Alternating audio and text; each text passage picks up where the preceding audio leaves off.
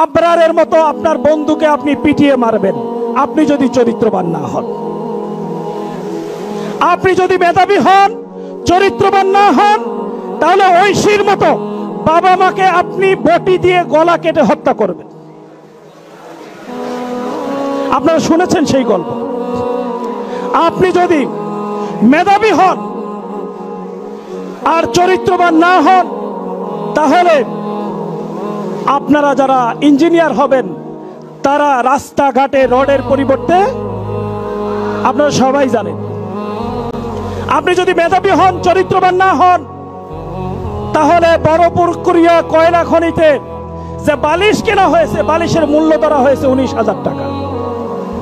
চিন্তা করবেন, এখন তো আরো যুগ পাল্টেছে, দ্রব্যমূল্য আরো বৃদ্ধি পেয়েছে, আমরা কিনবো 50,000 টাকায়।